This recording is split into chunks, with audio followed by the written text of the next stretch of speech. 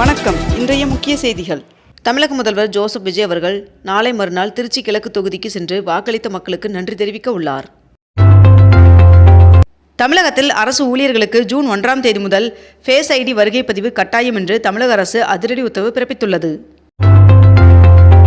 தமிழகத்தின் தற்போதைய நிதிநிலை எப்படி உள்ளது என்பது குறித்து இன்னும் 2 வாரங்களில் அரசு சார்பில் அதிகாரப்பூர்வமாக வெள்ளை அறிக்கை வெளியிடப்படும் என்று நிதி அமைச்சர் மரிய வில்சன் அவர்கள் அதிரடியாக அறிவித்துள்ளார். வைகாசி விசாக திருவிழாவை முன்னிட்டு கோவை மருதமலை முருகன் சுவாமி கோவிலில் கட்டுப்பாடுகள் விதிக்கப்பட்டுள்ளது.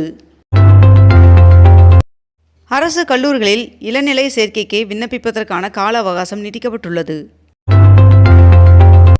22 கேரட் ஆபண தங்கத்தின் விலை சவரனுக்கு 240 ரூபாய் அதிகரித்து ஒரு சவரன் 1,17,040 ரூபாயாகவும் 1 கிராம் 14,630 ரூபாய்க்கும் விற்பனை செய்யப்பட்டு வருகிறது. இதனைத் தொடர்ந்து 1 கிராம் வெள்ளியின் விலை 290 ரூபாய்க்கு விற்பனை செய்யப்பட்டு வருகிறது. மாருதி நிறுவனமானது ஜூன் 5ஆம் தேதி 100% எத்தனால் காரை அறிமுகப்படுத்த உள்ளதாக தகவல் வெளியாகி உள்ளது. தமிழக வெற்றிக் கழக அரசின் முதல் சட்டமன்ற கூட்டத்தொடர் ஜூலை மாத முதல் வாரத்தில் தொடங்கும் என்று கூறப்படுகிறது. மேலும் ஆளுநர் உரையுடன் தொடங்கும் இக்கூட்டத்தொடரில் நிதியமைச்சர் மரிய வில்சன் அவர்கள் 2026-27ஆம் ஆண்டிற்கான முழுமையான நிதிநிலை அறிக்கையை தாக்கல் செய்ய உள்ளார் என்றும் தகவல் வெளியாகியுள்ளது. தமிழ்நாடு முழுவதும் விதிமீறல்களுடன் செயல்பட்டு வந்த 67 கல் குவாரிகள் தற்காலிகமாக மூடப்பட்டுள்ளது. சிவகாசி கோணம்பட்டி இடையே பேருந்து சேவையை அமைச்சர் கீர்த்தனா அவர்கள் பொதுமக்கள் பயன்பாட்டிற்காக தொடங்கி வைத்தார்.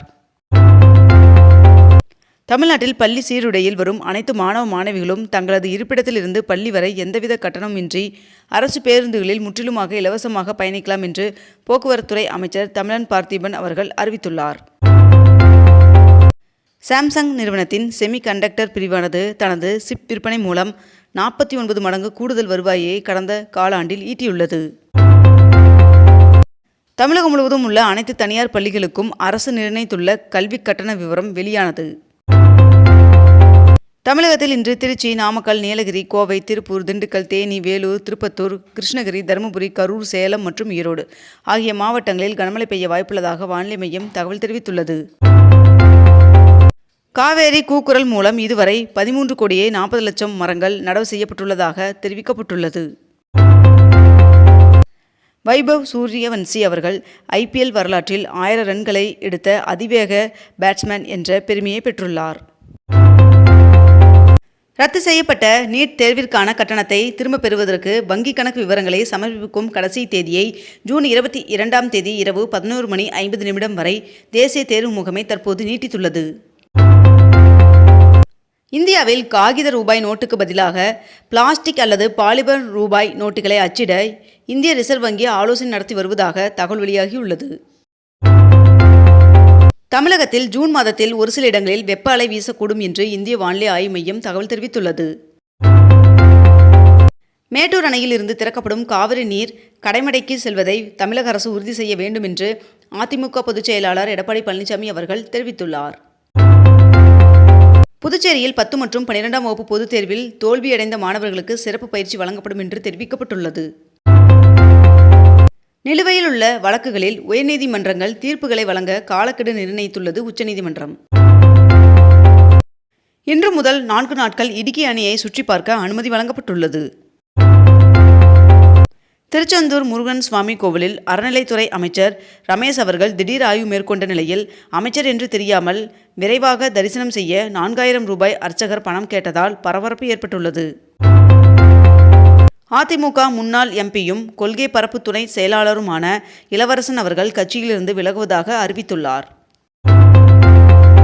மதுரை மாவட்டத்தில் விதிமுறைகளை மீறி செயல்பட்டதாக கூறி 11 கல் குவாரிகளை தற்காலிகமாக மூட மாவட்ட நிர்வாகம் அதிரடி உத்தரவிட்டுள்ளது.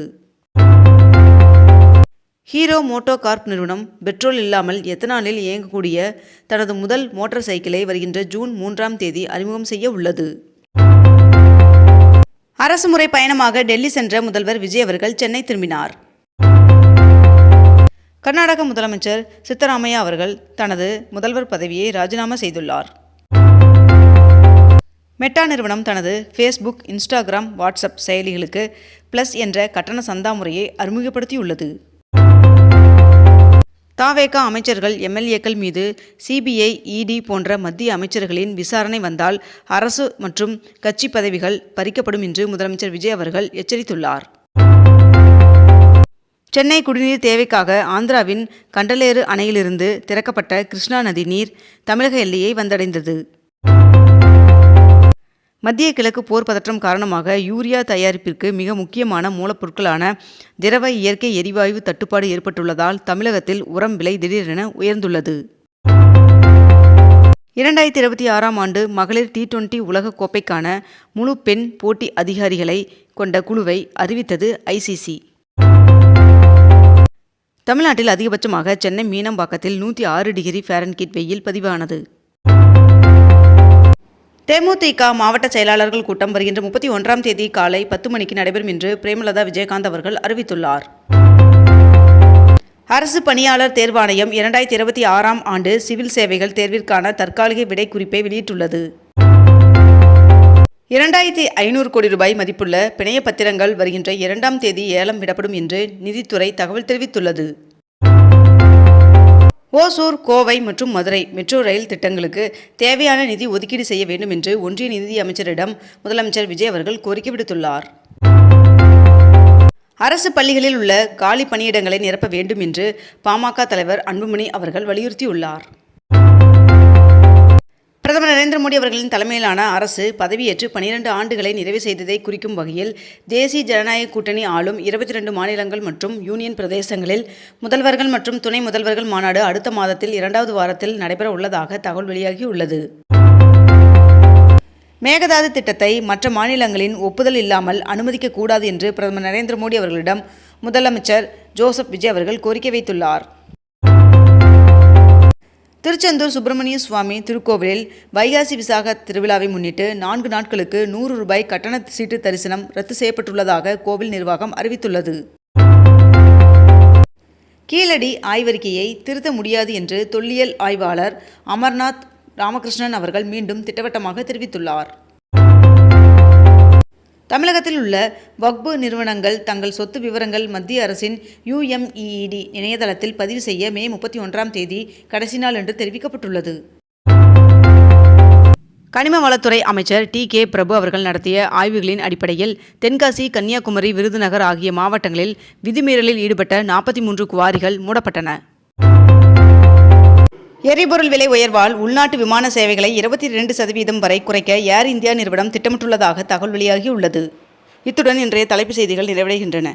மேலும் இதுபோன்ற அண்மை தகவல்களை உடனுக்குடன் தெரிந்து கொள்ள அக்னிபூ சேனலை சப்ஸ்கிரைப் செய்து கொண்டு தொடர்ந்து இணைந்திருங்கள். நன்றி, வணக்கம்.